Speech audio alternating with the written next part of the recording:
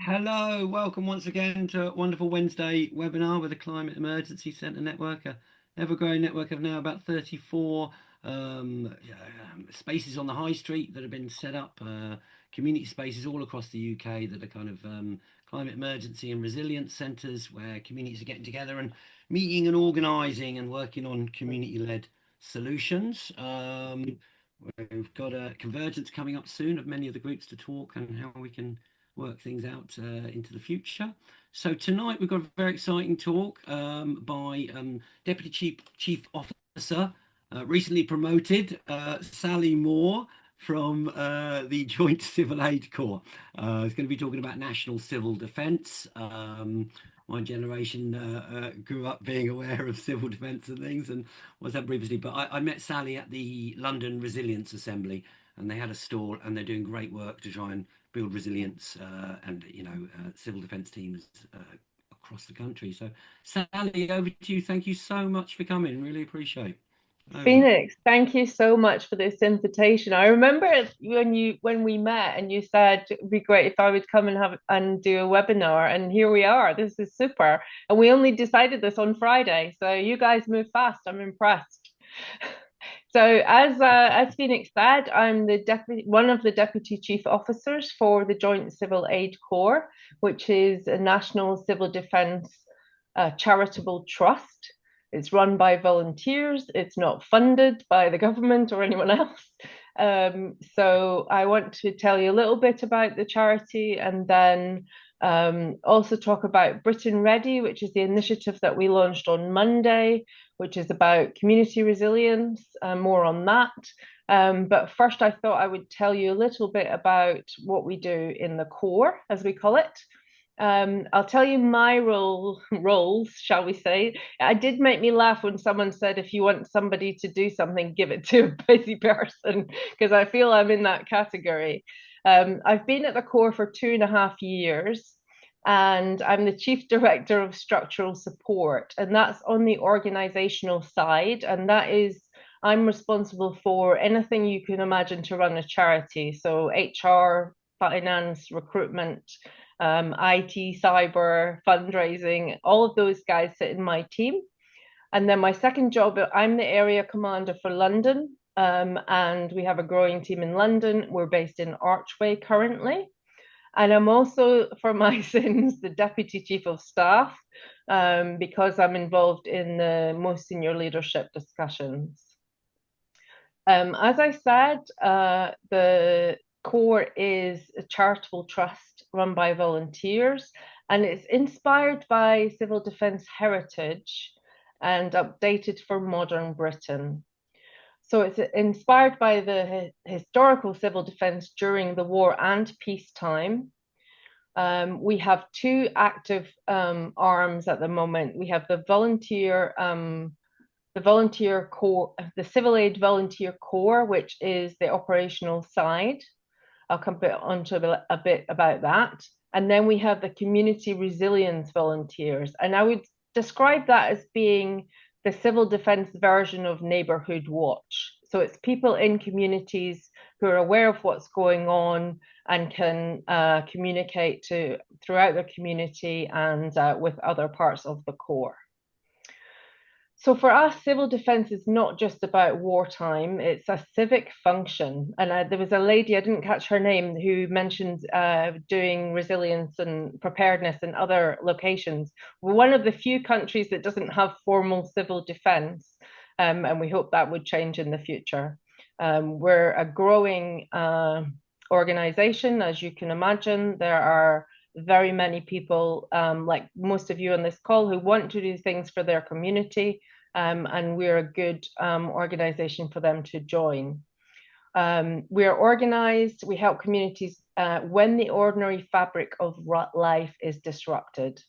So it's about community, it's about thinking ahead, protecting and supporting those who need help, and helping communities to recover. There's not only in wartime, it's if there's any kind of disruption, I'll come on to that shortly as well. During any disruption, we tend to look to our neighbours. We tend to look to volunteers like all of you, responders, and families. And for us, citizenship and service and shared responsibilities hold communities together when it matters.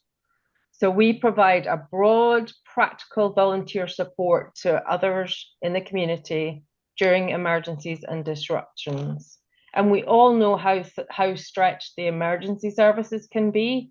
And that is really one of the reasons why we are here, is to take on roles that they wouldn't necessarily, it wouldn't be their best area to focus on. Things like managing road traffic incidents, just road closures or marshalling or setting up a rest area. So we can do things like that where the emergency services can then focus on the serious things. And then I also want to talk tonight about Britain Ready, which we've just launched, and that is about individuals and families being prepared.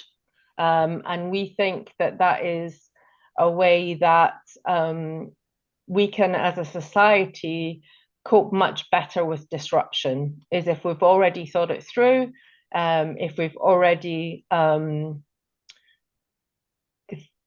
prepared ourselves in advance, no matter what the disruption might be. So Britain Ready is not about recruitment for volunteering. It's about communicating to communities that they can be prepared themselves. So Sally, the Britain Ready report just came out 2 days ago, did it? 25th That's of right. May. Yeah. You were straight onto it, Phoenix. You actually asked me to do this before we'd even launched it. So I was very impressed by that. So yes, The wizard is always perfectly on time, as Gandalf says. we had an event in Milton Keynes, where our head office is, on Monday, and we launched National Civil Defence Day for the 25th of May every year. That's based on a historical date in 1924 when they had the first Air Raid Precautions Committee, the very first, and then the civil defence evolved from that date. So yeah, on Monday we launched National Civil Defence Day and Britain Ready. So on our website, we've now got the guides, the full guides are on there, but I'll come on to that. So we're talking about, I wonder if this will change. Let me just check. Oh, it did change. There we are. The reality of modern life, as we all know, is that disruption is no longer rare. Severe weather, localized flooding, transport disruption, cyber issues, and even just pressure on services. And for us, the modern conversation, it usually goes between two extremes. Either complacency, as in it won't happen to us, and I'm sure some of you in your roles have come across that, or we're doomed. Let's panic, we're doomed. So as you guys know, neither is helpful. What we Too want, much doomerism. We need action and solutions. Yeah. absolutely. So neither of those is useful. What's useful is being calm, prepared, and having that being normalized, visible, and understood. Now, this is where civil defence heritage is relevant, because we've proved in the past that having a civil defence vision for society has been successful in the past. So we believe that a healthy society is built on shared humanity and equality, which is the bedrock of community resilience. And Britain Ready is about building confidence, not fear. It's inclusive. Resilience doesn't start with institutions, it starts with people like us, people who come together, and people who help each other. We have one phrase where we say civil defence is common sense, and that really resonated with me when I joined. We have a gap that we see between what we expect communities to cope with and what we prepare them for. And that is what Britain Ready is about. It's not about telling people what to do. It's about helping people to understand, think clearly, act calmly, and respond proportionately. It's about having a conversation about preparedness and resilience before it's needed, not at the moment of disruption or emergency, because then it's too late.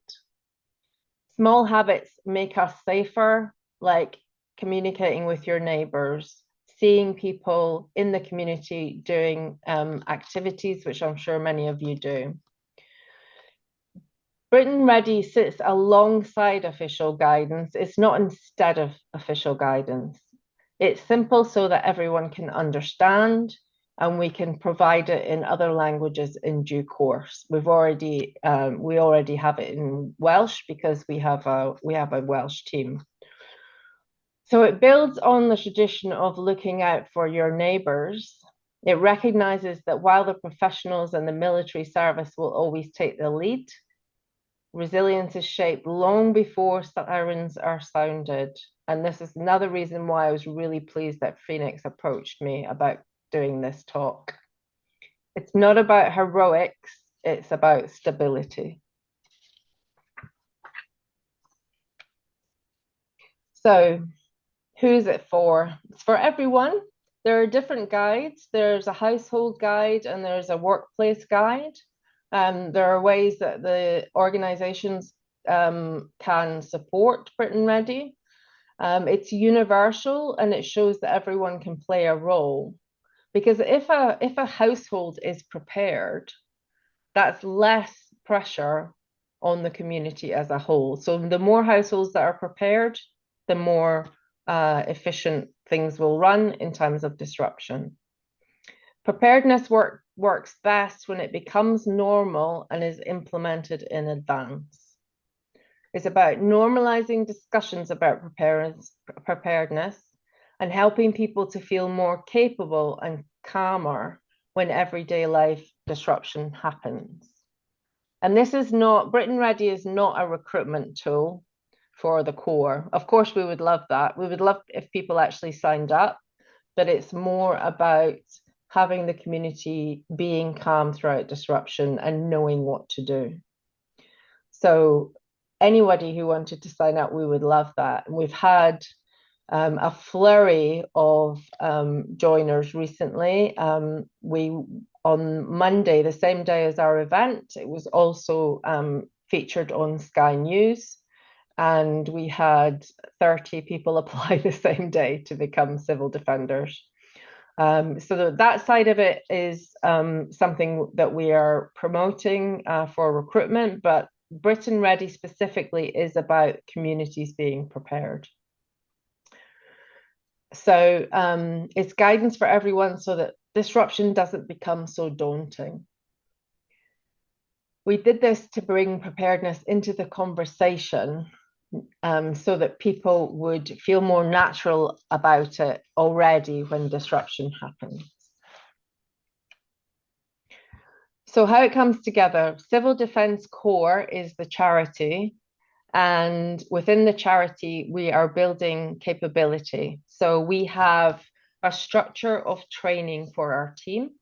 When you join, you go through induction, which is an online set of 5 modules about the Corps. And you also do things like JCAC, ACT, which is about counterterrorism, and citizen aid, which is about individuals doing first aid. So you go through that, and then we have other training that we provide to the team, which is things like communications, is things like rank, because we're structured with rank because that helps us to mirror the emergency services. We're also in uniform, which helps communities know who we are. So for instance, in our home in Archway, we support a food bank, and we attend days where we are prepared. For instance, the last time I was there, we prepared 72 crates of food.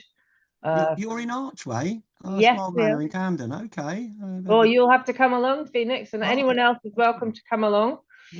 So we did the 72 crates of food, and then the following week we helped them issue 12 bikes to people in the community who needed a bike. So we also do training that we call generalist, which is a broad range of skills, so that if you see one of us at these events, we have our high-vis jacket on. It says Civil Defence on the back. You can't miss us. So you will know that we're trained to a certain standard. I can hear my cat in the background. I'm sorry. Okay. I'm sorry if she's disturbing us. No, no, we love a bit of the animal nature interaction on on the network over. Fine. So the core is the charity overall. It's a charitable trust. The capability is what we bring to civil defence, and Britain Ready is about building confidence in the community. You can probably name, especially this group of people, I bet you could name all the common risks that the country is facing. Things like flooding, those kind of things. So everyone can recognize how they might be affected themselves. And the whole point of Britain Ready is so that they can react in a calm manner. I'm just checking I'm on the right slide.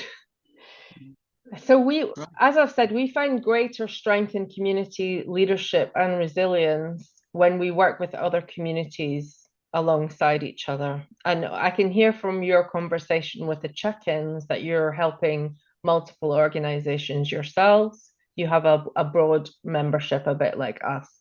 So for instance, as I said, in Archway, we work with the food bank and we give out bicycles as well. When they come to the location, because it's got outside space that's safe, the children can go around on their new bike and practice before they go anywhere near the road. So at the same time, when they come to pick up a bike, the food bank's able to also give them bedding, kitchenware, any kind of food that they have available. So it's the most thanks I've ever had from that kind of community organization. People just constantly thanking us for having the ability, being able to come and be a beneficiary for these things. Elsewhere, our volunteers do a litter collection, or they're involved in safety patrols or safer neighbourhood meetings. And we work with other community organisations. For instance, one of our team is training with LONSAR, the London Search and Rescue Team. So as I've said, the core provides broad, practical volunteer support to others on the ground during emergencies and disruption. When we're not experiencing emergencies and disruption, we're working with other community organizations. Coming up, we have 2 events. We'll be at Highgate. We'll be at the fair in the square at Highgate. I don't know if you're going to that, Phoenix. Anyone else? Come say hi. Come say hi. And we will also be at Waterloo for on the 27th of June, which is Armed Forces Day. So we do other community activities when we're not supporting through disruption and emergencies. And just to be clear, the way that we would get activated to assist the emergency services is through the local resilience forums. And I'm sure many of you know about these. In our experience, they have different skill sets themselves up and down the country. So in some areas, they're very active and have they're very engaged with us, very supportive. We're fully engaged with LSEP in London. So I think they were also at the event that where we met Phoenix. So Sally, I think that needs just a little explained for those who aren't sure. familiar. The local resilience forums, you can probably tell us more, but there's a certain number all across the country by region, northeast, southwest, London, etc. And you tell us more, but they're basically it's like all the emergency services, the council, Yeah, NGO groups, volunteer exactly. groups, all meeting if there is.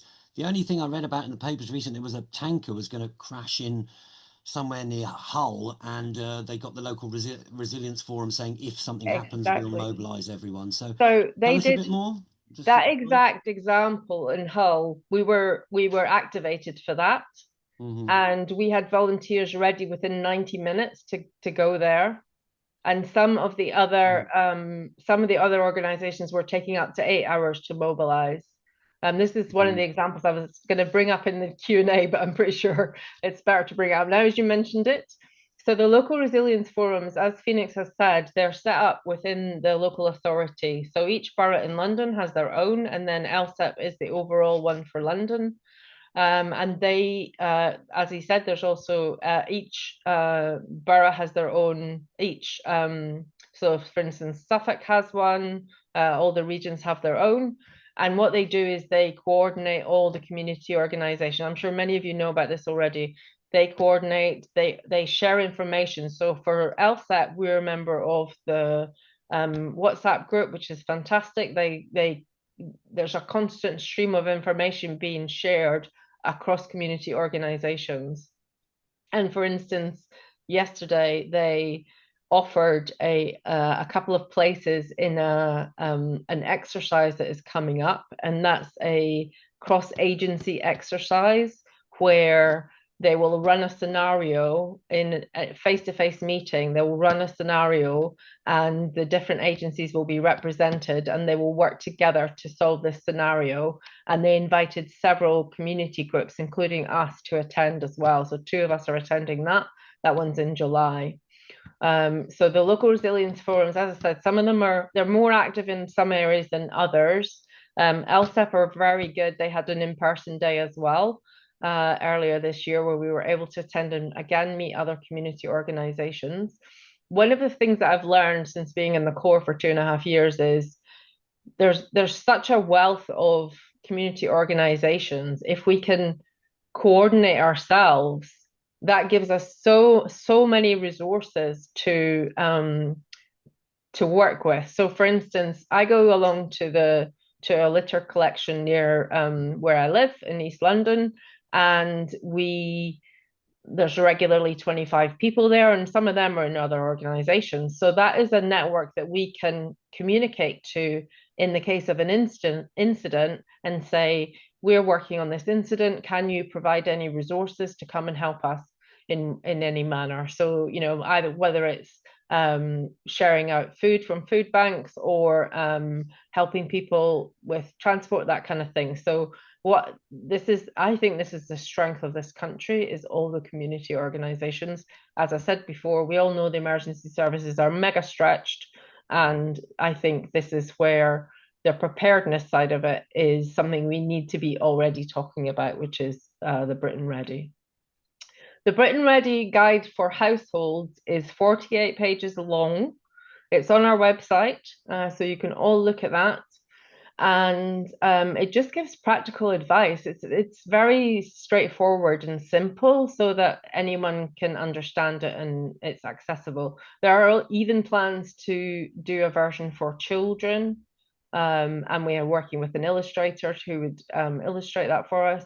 And as I said, we can also do it in other languages, because we know, I'm sure many of you know, certain communities have language needs that we can accommodate. I think doing it as a cartoon version as well speaks to kids and to all ages. It's a big. Yeah, we've actually, our commanding officers actually planned it using his own pets, his family pets. So the dog and the cat, and they've all got a little character each. So yeah, for very young, even for very young children, I think it's a good way to bring them into the conversation. We've also been talking about going into schools. When we do the food bank and the bike day, we get a lot of teenagers who come from the Prince's Trust or other youth organizations, and they are always asking us, what is civil defense? So we think there is a conversation to be had at all levels of society. So I've actually come to the end of the formal bit of the slides. So I think Phoenix has, I can stop sharing now, so maybe I can see you better. Okay, that's cool. Thank you so much, Sally. That's really informative. Really, forward planning is really what we need, and building resilient networks to deal with things before they happen. That's brilliant. I'm very glad to have met you at the Resilience Assembly. So just to say, I'll say a few things, but if people want to get some questions ready, you can put your hand up with the react button down the bottom. There is a little raise your hand please have a think about your question before and keep it short and focused if we can, if there's a lot of people, see how many questions we get. But yeah, if you can pop your hand up with the react button down the bottom, the heart shape. So somebody's just posted Oh, Sweden's fantastic. civil Thank you for defence doing that. scheme. And that's, they're really ahead of the game, the Scandinavian countries. They've told everyone already, not just 3 days of backup food, but you should have like Yeah. a week plus of backup We've got food, that in and ours as have your well. torch and Exactly. light and I'm just candles, going and to go and get the yeah, all guide sorts. now for you and put it in the chat. Oh, lovely. So we'll say a few things there. I suppose I've got this stuff in my genes because my dad was in the Marines, my mum was a nurse, and my granddad was a Dublin fire station I master. So I think you suppose should sign some up. reason I why think you should. You sound like one of us. You do. I've already, I'm well signed up. I mean, what's to say? You know, there's 34 of these climate emergency centres. They're all autonomous and independent, using empty shops on the high street. We can all see these Oh. empty shops. We need everyone's help to campaign for this to be more standard. Sally? On that point, the building that we're using in Archway is actually through a charity called SOPS, the Specialist Operations Team, and they provide a similar thing. It's like empty shops and buildings that they manage for landlords, and we and the likes of us, the emergency services, can use them for training. So we're using them up and down the country for our training and operations. And it did resonate with me when I looked at your page for this what you're setting up as well. Brilliant. Let's have a conversation afterwards. Please link us up with them. What we do is Space Generators charity. Our charity helps runs the Climate Mode Centre Network website, and we do a lot of reaching out to groups and negotiating with landlords and councils and showing them the things that have worked in 34 other other centres and spaces across the country. So a couple of questions here, and then I'll pass on to Helen and any others who've got a question or a comment or feedback. You can raise your hand there with a heart shape at the bottom. How could groups link? You know, it's really important to build these resilient communities and networks before it happened. As we saw with the Valencia floods, they said it took about a week for the some of the government support to get there, and it was once again same as it was with Hurricane Sandy. Some of the Occupy civil movements got a couple of churches, started distributing food and blankets and things. Again, the one, there was a big hurricane, I think, or flood down in southern part of America. Similar. It takes a while for some official help sometimes to get there. So the more we can build these resilient networks, and for me, it's very important to have these physical spaces for groups and alliance groups to get together. How can groups link up with what you're doing? Is there a way for them to affiliate and to link up? That was one of the questions. Yeah, exactly. We do. Tell us a bit about that, and then Helen, over. So how do groups link up? That's the question. So we, if you fill in our inquiries page on the same website, if you go to that website that I posted, there's a contact page. Fill that in. We have an affiliate agreement where we can work together, like we do with the food bank, and that it doesn't impact your structure or your governance or anything like that. We keep that separate, but it means that we can build that network. So like you say, we can build that network, work together for resources and other things. For instance, if there was a flood, we could support that. I saw one question where people are asking, Carol from Kent, you were asking, are there groups all over the UK? Yes, there are. There are over 200 of us nationally. And since Monday, we're interviewing another 30. So it's growing rapidly. So yes, there are, you can also fill in the inquiry form and ask about where our locations are. There is a page which shows all our rally points, but I need to update that because since we've had an influx of people joining, we need to update that. But that will be the other point of looking at where we're based.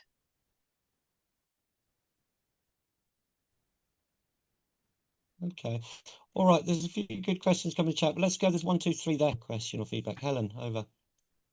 Yeah, I'm thinking what a good tie-in with the Climate Emergency Centre this is. Because we're trying to get not just the usual green environmental suspects in. We're trying to reach other people, and I think it's the sort of thing. There's people I can imagine that I know who would never join the Climate Emergency Centre, but might join this. Yeah. I'm sort of wondering though, if someone gets in touch and says they're interested in it, you obviously need a handful of people in each area. One person doing it is not Well, the mustard, is it? even with one person, they've got their own, we would call that a rally point. Ideally, you would have two, right? But even Yeah. with one person, they can reach out to other organizations like Rotary or the Women's Institute or whomever and talk about the core. And that's the way our numbers have grown dramatically, is by word of mouth and people expressing an interest in a single and then bringing in all their friends and family. It does seem to be that kind of culture within the core. Our people come from all backgrounds even people with climate. In fact, I was at the climate resilience event where I met Phoenix. One of our volunteers was with me that day. He was the one that told me to come. So we have people from all parts of society that are engaged, but certainly they can either go straight ahead and fill in the recruitment form, which is online, and then I'll be in touch with them to say we'll set up a call, or they can ask questions through the inquiries form. Yeah, I'm just thinking we've got on the 19th of June we're doing the People's Emergency Briefing, National Emergency Briefing at the council's civic hall for all the councillors and trying to get all the sort of key industries, Right. whatever there. Um, do you have leaflets or anything? Yeah, we do. Where are you based? Leads. Leeds. Let me see if there's someone that can come along. If you if Phoenix can give me your contact details, Yeah. You can direct message each other. Cut Phoenix out the loop if you okay. can. Okay. Oh Too yeah, busy perfect. already. Direct message each other on this. You click on each other's names, Okay, perfect. and you can Yeah, I share. will I'll get in touch with you, Helen, and find out who would be the closest because they could maybe come along to your event and certainly bring leaflets and whatever else is needed.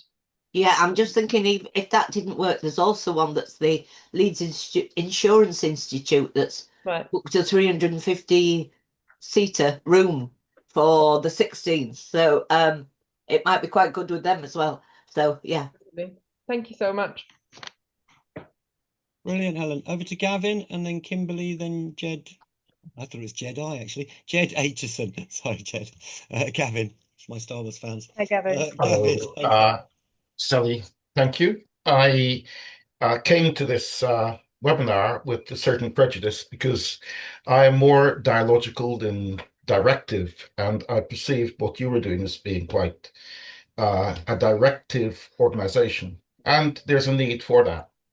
But what I'd like to look at is how the directive interfaces with the dialogical. I mean, how do we actually get people in the community engaged in understanding the issues and consenting to working together?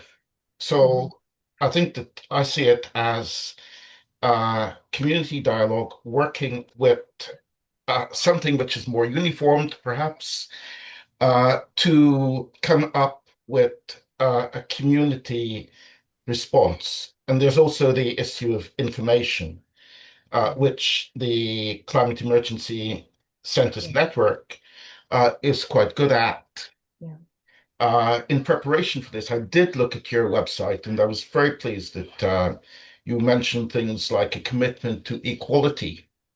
And I also noticed on the website something called Project Sophia.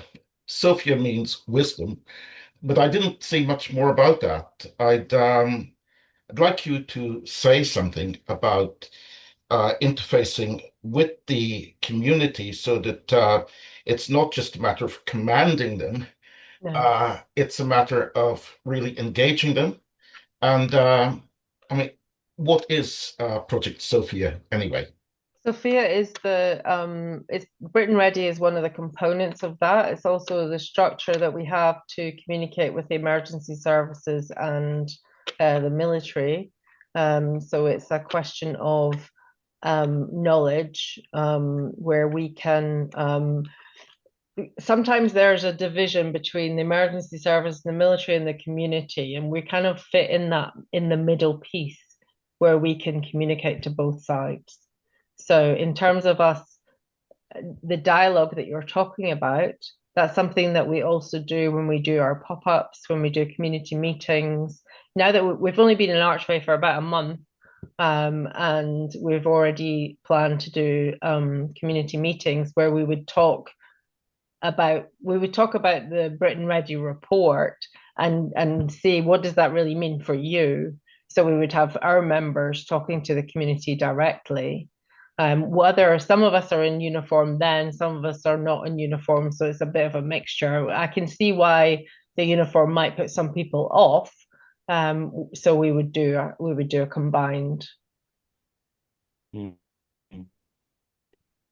That's great. Could you talk to me about Project The Sophia, more we can link up actually? many What different is that? I don't have the Project Project Sophia Sophia, details. and Kimberly and details. Sorry?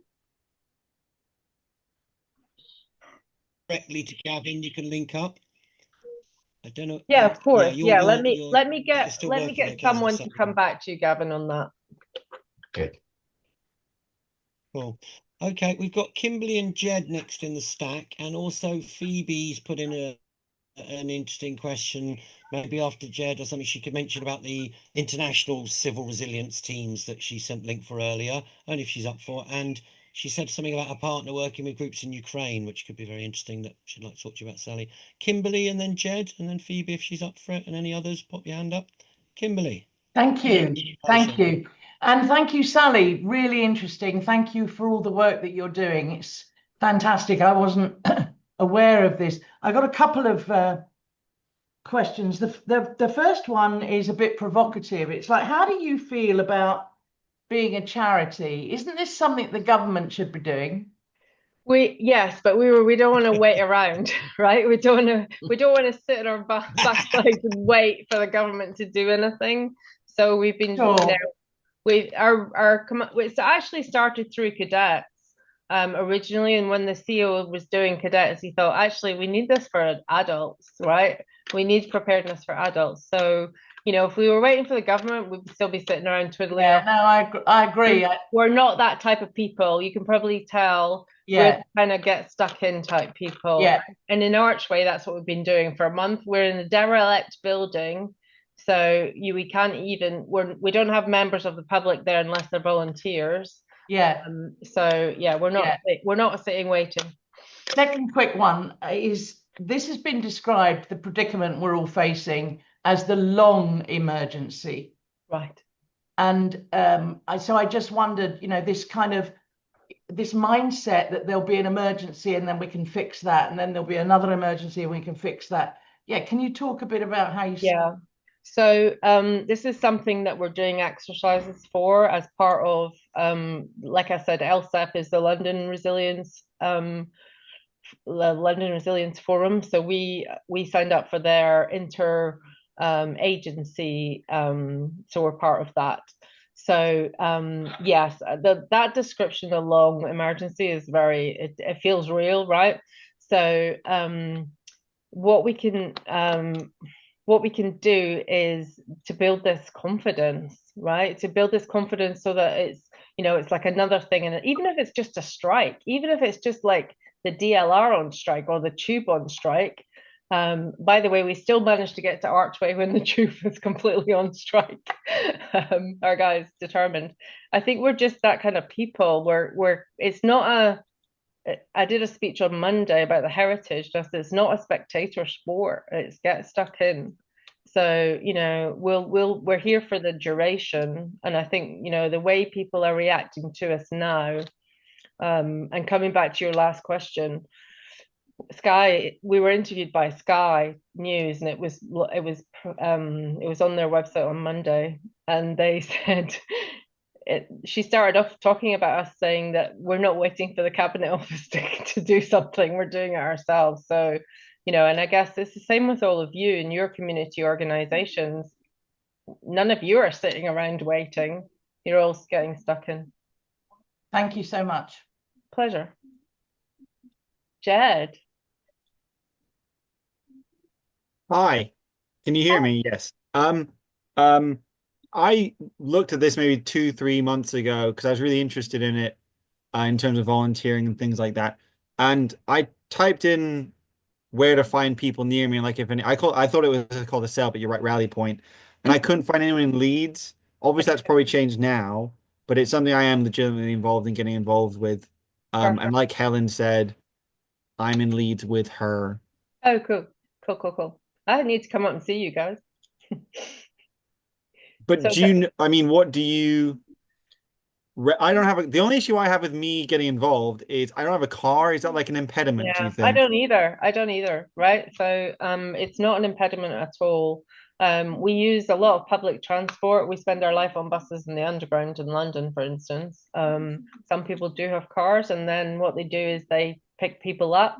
For instance, at the event on Monday, we had on Saturday, we were packing someone's car with all the banners and flyers and backdrops that we needed for the event. So we don't need a car each. There's people who have a car that can take others.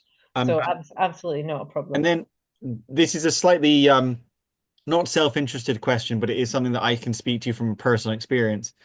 Helen said I started a library of things, and that's true, and they could be a great bank to help people become resilient, i.e. if one person's house is flood, they go and get a dehumidifier or a pump from the library of things. The other thing you could do to increase, I really appreciate your point about resiliency and stuff like that. But the other thing you could do, which I think is even cooler, is there's peer-to-peer lending websites. So you could advocate that your members get people to list what they're willing to lend to people around them, and then say, when you're in a crisis, borrow X from Y. And that way you can build up resilience by not having more in the community, but merely making people in the community be aware of what is already in the community. Yeah. It's like that phrase, asset-based community development. It's kind of like that fundamentally is one way of thinking about it. Fantastic. What you have to start with, if we organize that, everything else gets easier. That's a really good point, Jed, actually. And I think Jed did the Library of Things webinar I had quite a while ago. But basically, it's really important that we have physical spaces to organise from. Our group started in 1992 with an old church building, setting up eco community centres, and for the last 7 years, we've been organising this climate emergency centre network, and we need spaces. And if there's as well as a community space on the high street, there should be a warehouse with resources so that when the resilience issue hits, disaster hits, people know where to go to get food, blankets, equipment, anything for floods, whatever it is. We need to be prepared before it happens. Steph in Chesterfield, or Steph Chesterfield, over to you. Hi, Steph. Maybe Karen might have a question. Yeah, a couple of times when we've been talking about resilience and dealing with emergencies, I've said, well, what we need is something like civil defence. And I didn't know you existed, but I had in my head that there would be something like that. And people remember Protect and Survive. And civil defence ended. It may have had glory years, but it ended really in a bit of a mess. I wondered what your comments would be on that. So the way we've structured it is we've set up the governance as a priority. So we've set up the structure of the core. We've set up all the, we're a charitable trust, so we have to have certain governance in place, registered and accountable, and our accounts are submitted and all the rest of it. So we are very well structured. There was one thing that I noticed when I joined, that they've got the infrastructure in place, they've got IT systems, they've got that kind of organizational structure on the charity side, which, in my team, I've got all those functions. We've got people who join the core. They don't necessarily want to be operational, so they don't necessarily want to help with floods, but they want to help. So they can help on the admin side, they can help on the coordination side. So I think we have the structure in place to avoid being a sorry mess the way it ended up. And also the way the country is now, like you said, you hadn't heard of us. That's been an issue, but since the Sky News thing and since we've launched our initiative, it's growing rapidly. So I think it's going to ever increase. And Jed's going to sign up soon, and so is Phoenix. Cool. Okay. So I think Vicky's up there next, and then maybe Karen had a couple of interesting questions in the chat. And I noticed somebody said there, I think down in Havant area crew, they said my relatives have got 1950s medals from civil defence. Wow. Or something. Oh, I'd love to see those. I would love to see those. Vicky, in Unmute my audio. Hi, yeah, I'm muted because I've got a strange bug in my computer that speaks everything I'm doing. So apologies if you get this strange voice. I was just wondering, I live in a very rural area, and you know, trying to do stuff in, never sure about trying to do stuff in the villages. People are very reluctant, I suppose. People are, you know, meetings don't particularly enliven people. They're doing something else in the evening. And it's kind of thinking, is it better to, you know, there's 3 or 4 or 5, you know, villages all within, I don't know, 5 miles, maybe a bit more of each other. Do you try and join them all up, or do you try and? Yeah. So we have in that case we would have a regional head. We've got so if you're just in a rally point, you would report into your local station, whatever your town is, the closest town, that would be your station, but you would still be within a region, and someone who's like, I'm an area commander, that's like the whole of London. So within that, I can then have area commanders north, south, east, and west London and central London. So it's up to the group commanders to communicate with people and to engage with them. And, you know, as I mentioned in the beginning, the community resilience volunteers, that's kind of the civil defense version of Neighbourhood Watch. That's a very critical role in this whole thing. So that those are the type of people you're describing in a village. There might even be just one, but they would have this network within their area, and they would have access to all the national things that we're doing as well. So even just in a small location, a tiny one, we've already got people like that who are members. It might be good to be able to speak to them to see how they kind of initiated that interest. I mean, I've got mates. We've got a small group of 4 of us pushing anything and everything, you know. And there are other tiny little groups that form and then disband, but yeah, it'd be good to know how to, We've seen that as well, and quite often it's sad when they disband. And we've absorbed a few smaller groups as well into our national organization, because we have that structure and governance. That's already set up. You don't need to worry about how your community group is going to be structured, because we have that in place.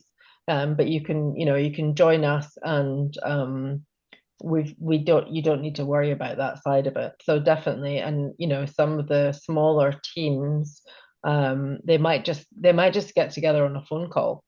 They might not meet physically, but they're still doing civil defense. All right, I think. Yeah, thank you very much, Sally. Pleasure, Vicky. That's a good question. Karen Rock, I think, raised a few interesting questions on the chat. Well, are you okay to go to 5 past if they want to, Sally, or have you got? Sure, yeah, carry on. I'm completely enjoying this conversation with all of you. I think people really are, actually. It's useful. We need to be prepared as much as possible before things happen and set up the communications networks. Karen Rock, I think Steph might be a legacy hand from earlier. Wave your hand if you still want a question, Steph. Karen, do you want to go with your question? Because I think Steph's been. Karen Rock. Well, for me, can you hear me all right? Yeah. Loud and clear, 007. What about things like insurance? Because I can see we get a lot of like storms and flooding and what have you. I can see that we'd be able to get teams to respond to like chainsawing, trees fallen and things like that. But what about insurance? So we have a public liability insurance of 10 million. Right. And that was actually quite difficult to get. We historically had it, and then the brokers who previously got it for us were a bit reluctant. So we ended up paying higher for insurance, but we are insured for civil defence activities up to 10 million. So we have that in Archway, we have that on in our building on display. So yeah, we do have that for our activities.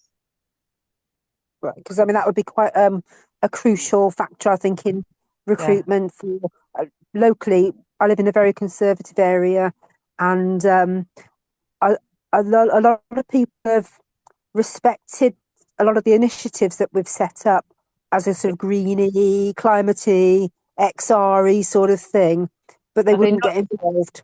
Are they not just community? Yeah. No, they're not here for the community, regardless of left or right or wherever. Well, I think I could actually get a lot of the more military-ish and conservative people to be on board with something like this.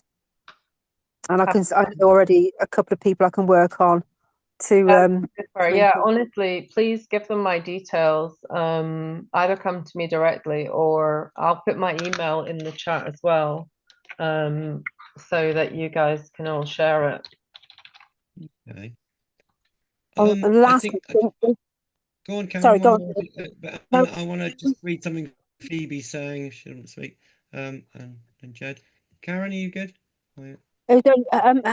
I see that West Mercia Police are our local overview thing for the centre.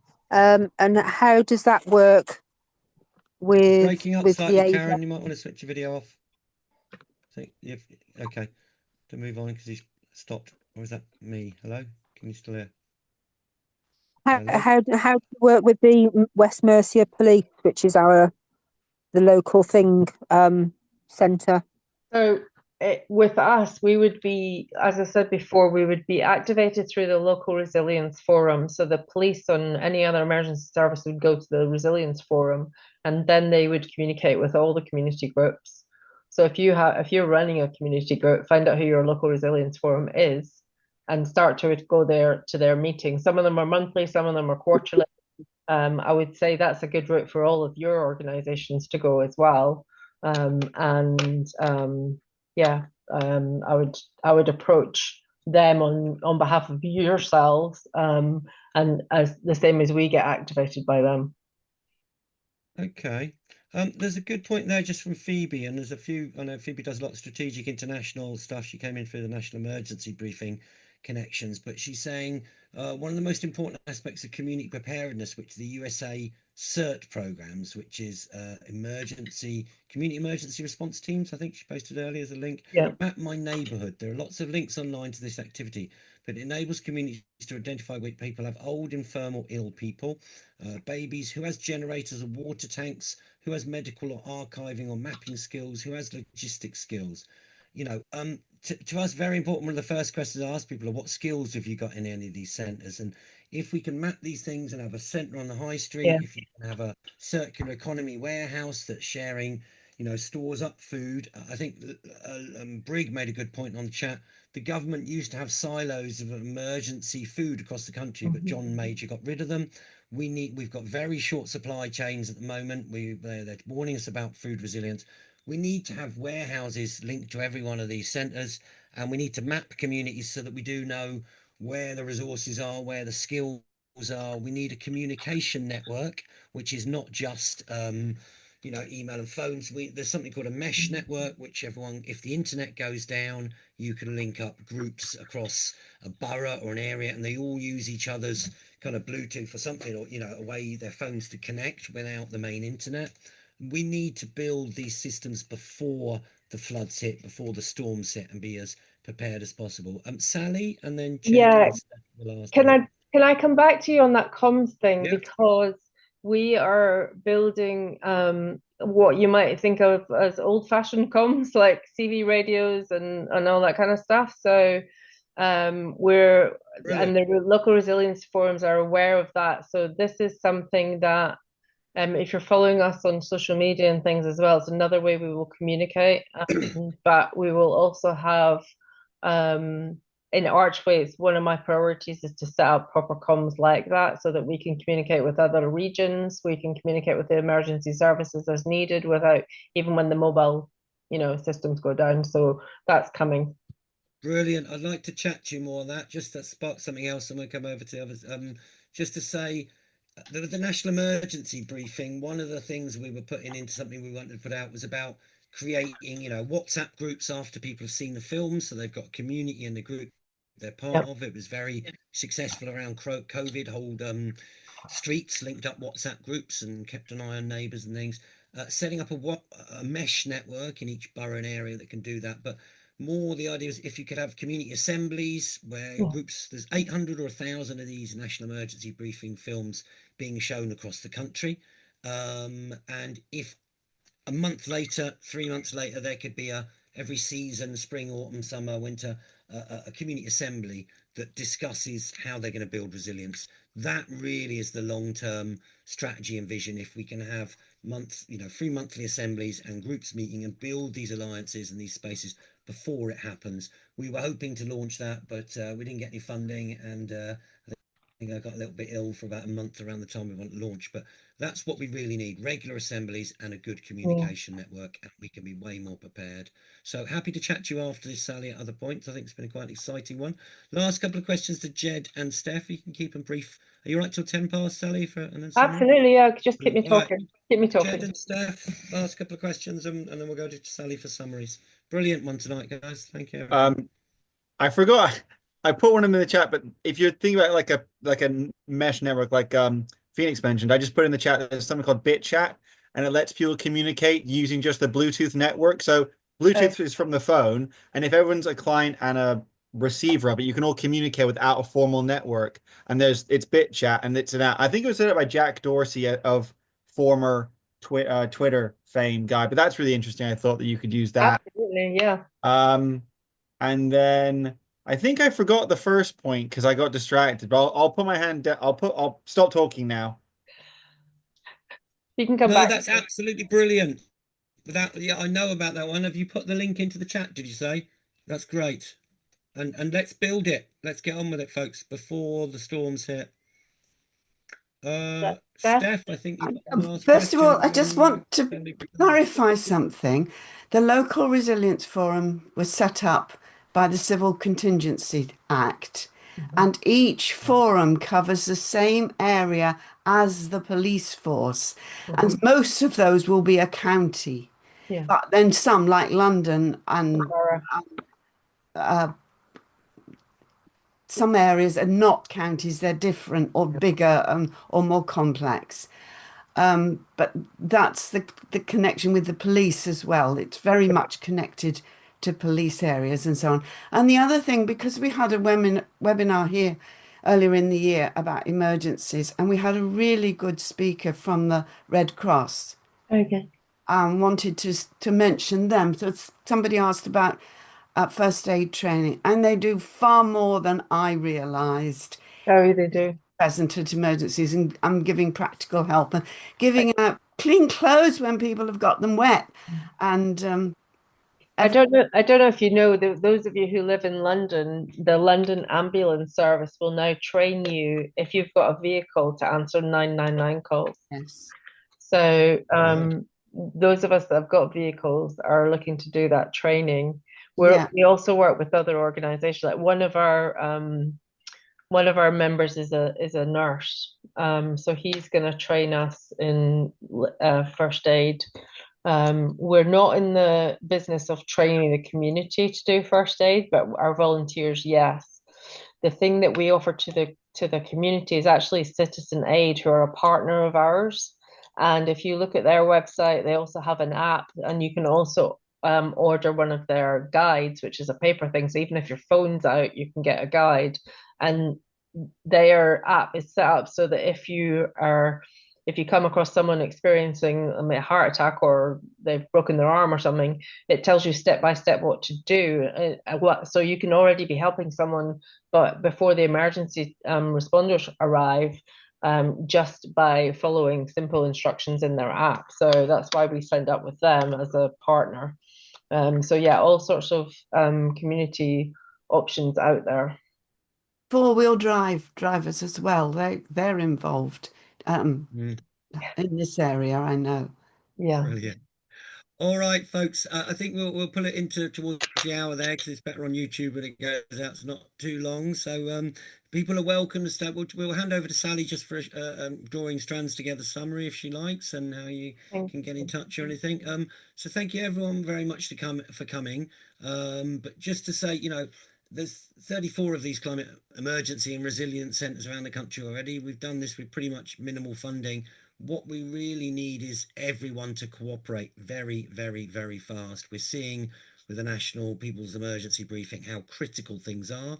We do have the solutions. What we need is the spaces, the skills, the funding, the resources to make this happen. It is already happening, but it needs to be much better resourced, like on a World War II mobilisation level. And, you know, with that kind of resources, we can build a renewable energy economy and replant forests and some much better futures. But we've all got to pull together very quickly now and create these spaces for action and solutions. So thank you very much, everyone, for coming. We will leave on 10 minutes after we stop recording, but I hand over to people to chat. I'm going to hand over to Sally now just for any parting comments, any summary, anything anyone could do to contact you or get in touch and absolutely. get involved. Over. I would actually like a copy of the chat if that's possible, Phoenix. I don't know, because that way I can see what I missed as we were going along. Can get the chat, top 3 dots where it says Wednesday webinar on the chat. You click that, it says save chat to your computer. Okay. Yeah. Top 3 dots by Wednesday. I was going to say, I always make a copy of it, but I do remove personal emails, apart from the host who's obviously giving it out to everyone here.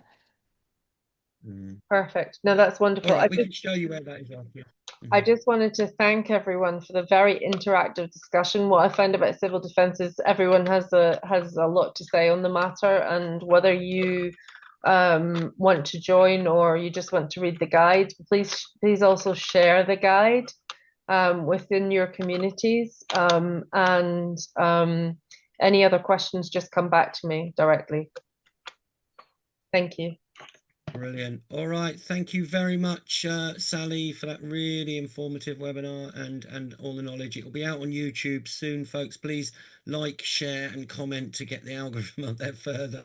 And check in. It'll be on the CC WhatsApp chat, which is the link I'll post again if anyone wants to join. And also on the CC NEB, National Emergency Briefing Momentum chat. Show one in your local area, find an empty building and build a resilient alliance network of groups. Thanks very much for coming, everyone. Keep networking solutions wherever we are.